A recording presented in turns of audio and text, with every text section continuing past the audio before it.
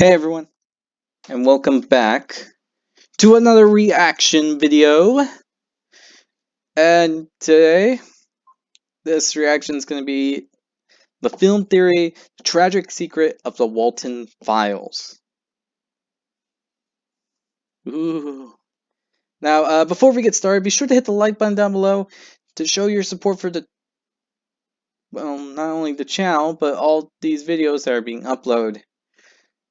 Also, be sure to leave a comment down below on any reaction video you want me to react to.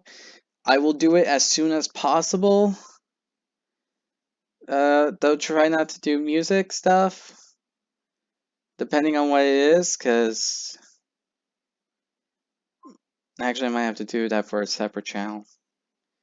We'll see how that goes, actually. Now, with that said, I hope that you all do leave in the comments any videos that you want me to react to.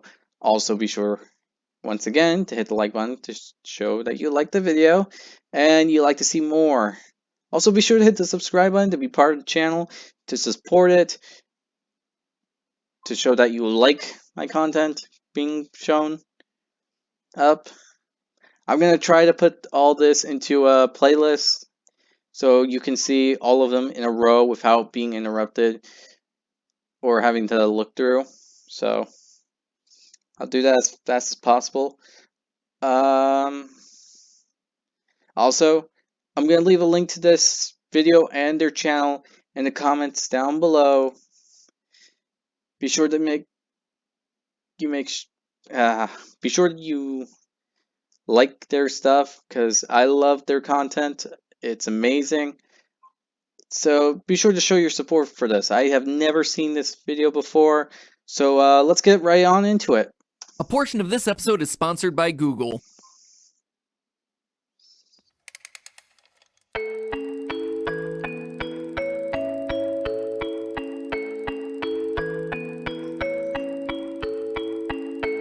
That is really unsettling.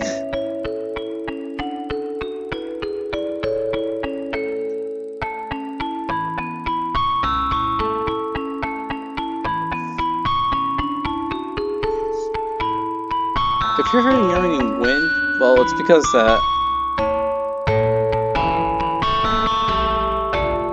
this song is really giving me the creeps. It's making me look behind my shoulder every second since it honestly makes me feel like Hello, Internet! there's something right Welcome behind to me. Film Theory, where I wish I had a Shadow Man feed me when lights go off. No. Oh, no. What is this thing? Oh, you're a horrific monster. On second thought, maybe not. Ladies and gentlemen, welcome back to The Walten Files. Yeah, no. For those of you who don't remember, The Walten Files is the analog horror series from Chilean creator Martin Walls, with a story that's gonna melt your brain and a sound design that's gonna melt your ears.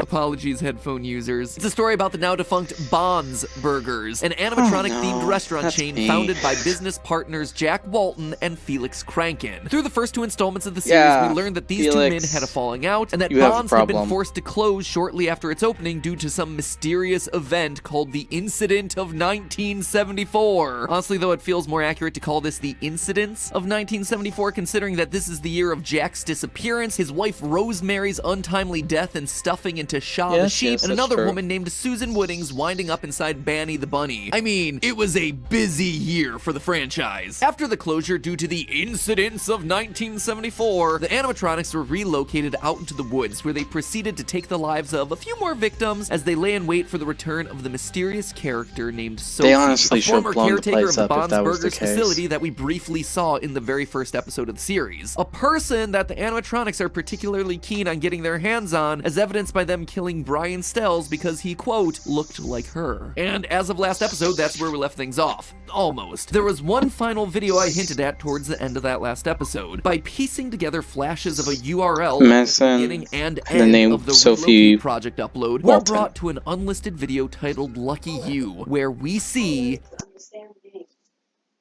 Once I heard your voice, I'll be able to call you by name. Set you apart from others who use the echo devices you speak to. and personalize your experience. First, I'll need your name. I found a few in this account. Say yes if you hear yours. Cancel. Is this Cancel. Cancel. Cancel. Cancel.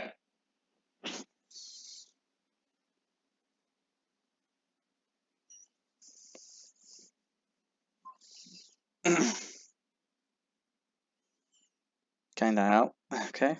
Wait, what is this? What is this? It's a clearly laid out timeline of events? I'm crying because I'm so happy. Also, watch the endoskeleton boogie down. If there was any lingering confusion about What the order of the the story, heck? Lucky You is basically the teacher's answer key, and it confirms everything that we talked about last upload. However, there's still one major reveal here: the return of Sophie. You must be so confused about what you saw.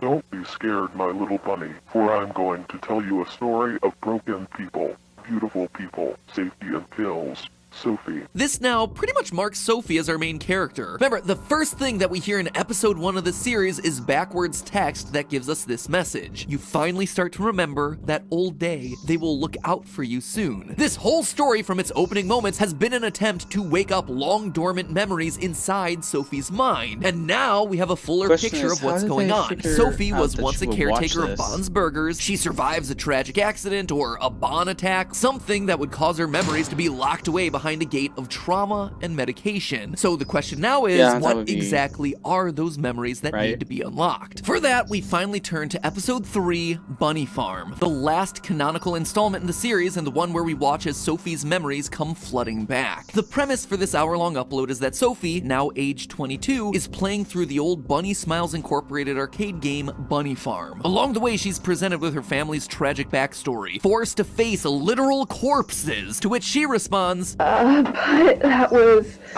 very confusing. Understatement of the year there, Soph. As she plays through the game, she taps into glitches and hidden files that provide us with massive lore dumps. These reveals ultimately break down into 3 major chunks. The first is Susan Wooding's audio log number 3. It's worth noting we've yet to hear numbers 1 and 2. Through this file, we learn that Susan was the engineer for the animatronics, the one that essentially built them. When they're found malfunctioning on opening day, well, this happens. Sorry. Recording stop.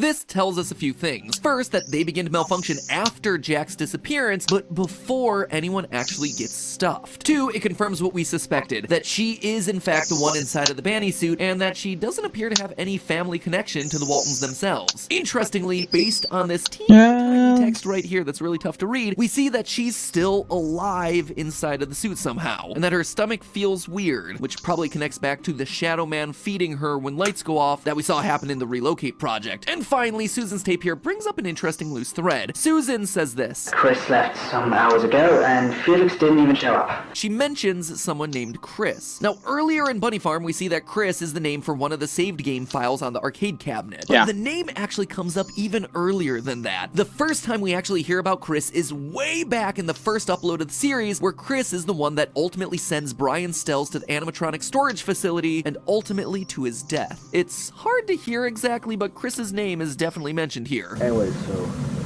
Chris told me this place hasn't been working since about 78, 79. So, could Chris be the identity of our Shadow Man? The one person who has a connection to the franchise since its earliest days and has survived to tell the tale, feeding the animatronics at night? It remains to be seen, but Chris is definitely suspect number 1. The second major chunk of this upload gives us the identity of yet another animatronic. This time, It's a Buzu the possibility. Ringmaster. Bunny Farm is very Really explicit big, in showing actually. us that a man named Charles has been stuffed inside of the suit, and that he's been missing since 714 missing, real 714. 5 days before the restaurant's shut down. Some scary breathing and jump scares later, we get this line. A line that's only visible via the closed captions. I don't remember my face. Chris Yeah, I saw that. and now Charles are 2 major loose threads that we have coming out of this upload. We know that they're important to the story, but we don't quite know their role in any of this. Last is the most tragic chunk of the 3, which, you know, is saying a lot considering that we just went through 2 horrific murders. Through a series of redacted diary entries, we learn how Felix's marriage to his wife Linda falls apart, and how Felix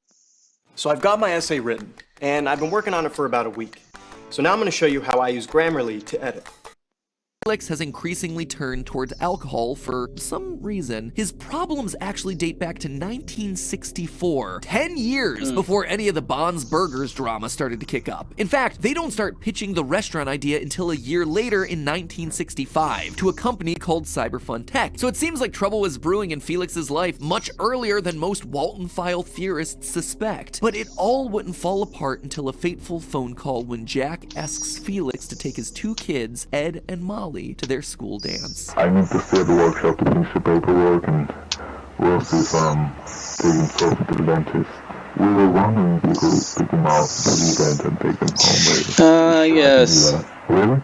Yeah, sure. Oh, thanks a lot, man. You're a lifesaver, Felix. Jack would soon find out that Felix would not, in fact, be a lifesaver. But before we get to how, you know what is a lifesaver? Our sponsor for this portion of today's episode. Yeah, I'm gonna skip this.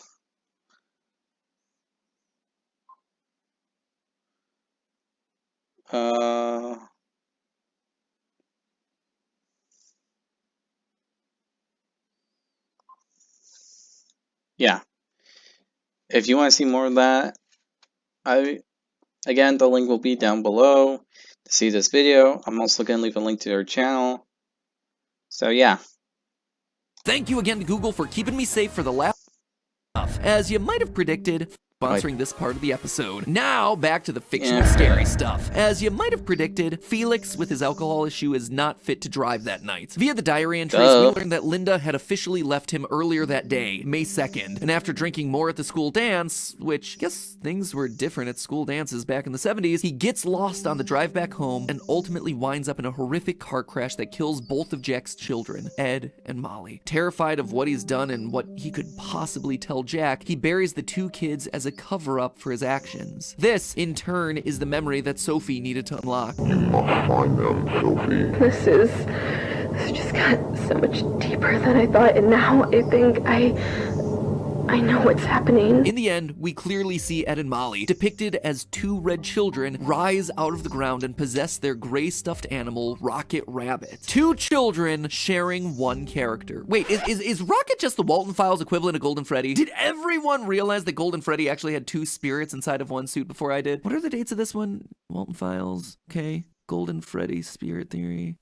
Okay, I was ahead of it by a little bit. And then Bunny Farm ends on that uplifting note. From here, we get one final check-in with our happy little animatronic family, a final sequence of jump scares, and that's it. A somber ending to an intense 3-video ride of horror and tragedy. And honestly, it's a pretty tightly written episode. In this one extended upload, we get a lot of the answers that we were looking for last time. Who is Sophie? Why is she important? What she's supposed to remember? Check, check, and check. We know all those things now. But for everything that it explicitly answers, Bunny Farm still leaves one of our biggest questions open-ended. The biggest being, where's Jack? His frantic phone calls to Felix the night of the crash asking about his children are, to date, the last time we actually see or hear from him. Sometime in the next month after those calls, he disappears, the robots start acting funny, the restaurant opens, Rosemary gets stuffed into Shaw, and things quickly close. But whether that's Jack getting stuffed into Bon, Jack stuffing himself into Bon, William Afton style, or him just literally disappearing out of grief and despair in a quest to find some way to bring his kids back, it's unclear. After all, someone caused the animatronics to go haywire before opening day at the restaurant. Could it have been Jack and his grief? Maybe. The evidence we have right now points to Jack being dead, or stuffed into the Bond suit like you might expect. In video 1, we get a brief glimpse of Jack's missing poster, which comes accompanied with a message of, "Let me out of here." And considering that Susan in Bunny Farm says that she's alive inside the Banny suit, stuffed people in this universe appear to be conscious inside of their animatronic prisons. For more proof of Jack's fate, though, look no further than the actual farm in Bunny Farm. You'll notice that even though the game in question is called Bunny Farm, the farm actually belongs to a character named Pete the Hippo. I guess Hippo Farm doesn't have the same ring to it. Anyway, during Sophie's playthrough, there's a lingered-on shot of a plaque describing the whole area as being founded by a hippo named Bobby with 2 children, Johnny and Pete. Bobby, who's now deceased, year unknown, had promised to build the greatest barn ever. Later, this plaque changes to instead reference the deaths of Ed and Molly Walten, which, by proxy, would mean that Bobby, our dead hippo, is then the stand-in for Jack Walten, our dead or stuffed protagonist. Connected to that, who or what is Bon the animatronic bunny? It's easy to assume that Bon and Jack are one and the same. If the bunny-shaped animatronic rabbit foot fits, wear it, you know? But I'm just just not convinced. On one hand, the Springtrap connection of a mourning father losing his mind and trying to put the pieces of a broken family back together is hard to deny. On the other, though, I just don't see Jack, a loving father, actively luring his loving wife Rosemary to her death in the guise of Bon. Plus, we get a few additional visual clues as to what might really be going on here. Throughout Bunny Farm, we get the merging and separating of Ed and Molly as these two red child spirits. We of course see them preparing for their school dance on the front steps of their house, and we see both of their faces multiple times around Rocket Rabbit, making it crystal clear that they're inside of that beloved toy. But in a weird couple of creative decisions, we also see them split out of Bon multiple times. During the night of the dance, we see the Bon player character wander around the school before passing behind a wall, and suddenly on the other side, we see Ed and Molly appear to hunt for their uncle. And during the final jump scares of the Bunny Farm video, we see Bon glitching with overlays of two child spirits, one boy and one girl. So is Bon responding to the presence of these two lost children? Are they inside of him? His murderous intentions born out of their collective rage? Again, just like we see with Golden Freddy over in FNAF Land, was Rocket just a glorified vessel to carry him from one body to the next? It's really unclear right now. Lastly, though, I want to talk about the identity of Charles. Is he a Walten? A Crankin? At this point, we have a clear idea of pretty much everyone else in the story. Jack, Rosemary, Sophie, Ed, and Molly are all one family. Felix was a friend and partner who ultimately separates from his wife Linda. Susan Woodings was an animatronic designer who just seems to be an employee kind of hanging out. But everything about Charles outside of his name is still a big question mark, despite him being one of the main focuses of Bunny Farm. That said, I think I have an idea about his role in all this. And the solution doesn't come in the form of secret unlisted videos or backwards text. It comes instead in the form of Martin Walls' other non-canon animated specials. Mixed into the release of the Walten Files is a pair of animated holiday specials. The Christmas special called Boozoo's Ghosts and the Halloween special entitled The Mysterious House. Both feature alternate versions of our beloved mascot characters. Both also start off as seemingly normal old-time holiday specials before becoming the corrupted nightmare fuel that you'd associate with this series. To quickly summarize, Mysterious House is about a pair of trick-or-treaters who fall victim to a group of serial killers disguised as versions of Bon, Shaw, Billy, and a bizarre new character called TVA. Boozoo's Ghosts, meanwhile, is a surreal remix of A Christmas Carol that puts Boozoo, our ringmaster, in the role of the rich miser Ebenezer Scrooge, and features a death scene where the censored face looks very similar to the contortions on Charles that we see throughout Bunny Farm. Now, I'm not suggesting that Martin Walls is lying about these being non-canon videos or anything. What I am saying, though, is that they might be testing out ideas or inspired by things that are canon to the actual story. And if that's the case, Boozoo being both a ringmaster, i.e. the head of a circus performance, as well as the stand-in for Ebenezer Scrooge, literature's most famous money-grubbing boss, seems to be an intentional choice. It implies that Charles was, in some way, a higher-up, a boss, maybe even the man supervising it all. Consider this. As it's common with the series, there's one final hidden URL inside of Bunny Farm, with a piece at the top of the video and a second at the end. Following that link leads you to a video called Guilty, where we watch the tragic downfall of Felix, from an enthusiastic young boss with a dream to a substance abuser lamenting his actions. And it's in this video that we start to track the history of their company. Jack and Felix found Bunny Smiles Incorporated back in 1967. Just two guys with a strange shared dream of bringing animatronic fun to the masses. But in 1972, they sell to a new company, Cyber Fun Tech. Notice the logos and disclaimers on the title cards for all these videos. Felix even calls it out. It's crazy how far we've made it.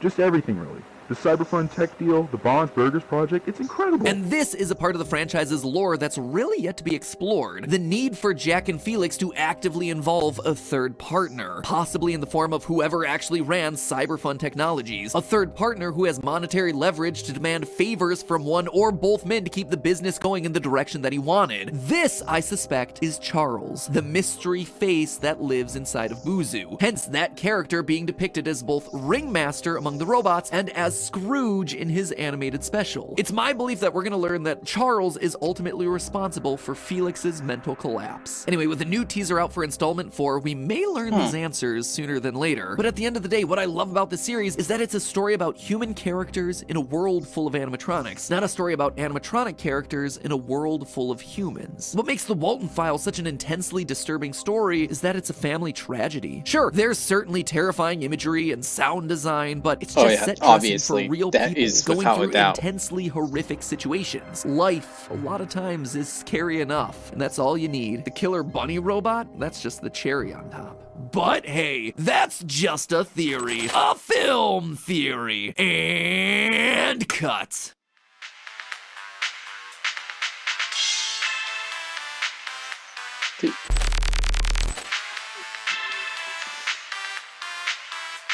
Never mind.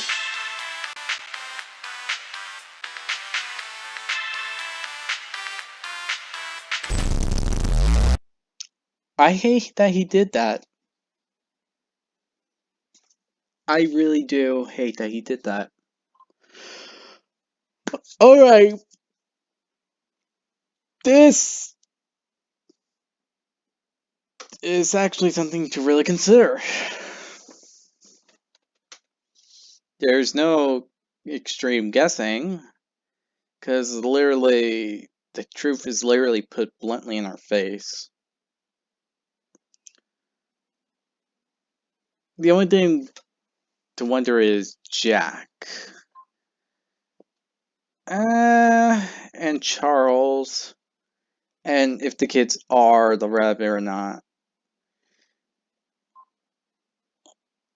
Now, I think the kids do possess the rabbit, and they just want their family with them.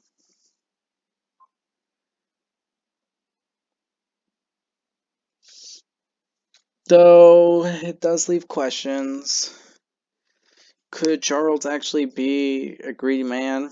Probably not to that description, but he probably is like a third helper, a third worker, all that. Who's very rich and can support and gain more profit. But Jack himself, I don't know. I believe he's the Shadow Man, but I could be definitely wrong. Or maybe I'm right. I don't know.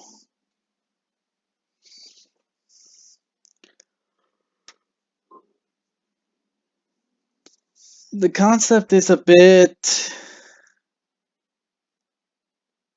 out there. I don't think there's a technical right answer at the moment, unless we get more. Because there's still the fact that Sophie has to do something and get involved, but we're not seeing that at the moment, so meh.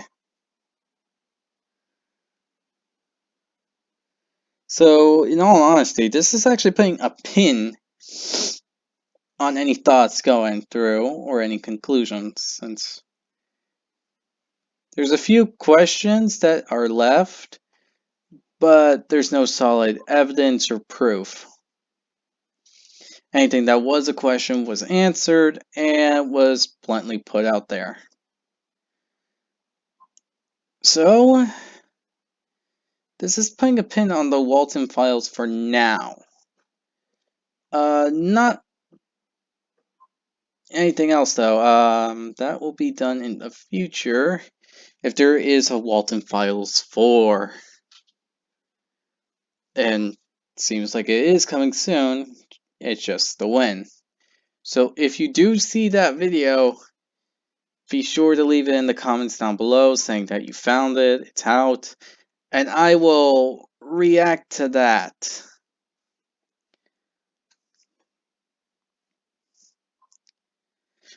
With that said, I hope you all enjoy. Again, be sure, like in the beginning, be sure to hit the like button down below. Show that you like the video.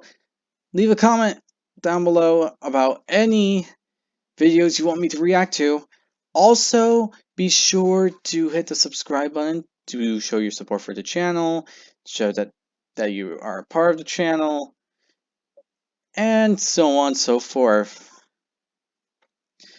Also, be sure to hit the notification button to be notified immediately when a new video comes out. New videos are coming up soon, and I highly doubt you'd want to miss them. With that said, I hope you all enjoy, and I'll be sure to see you all next time. Bye, everyone. Bye!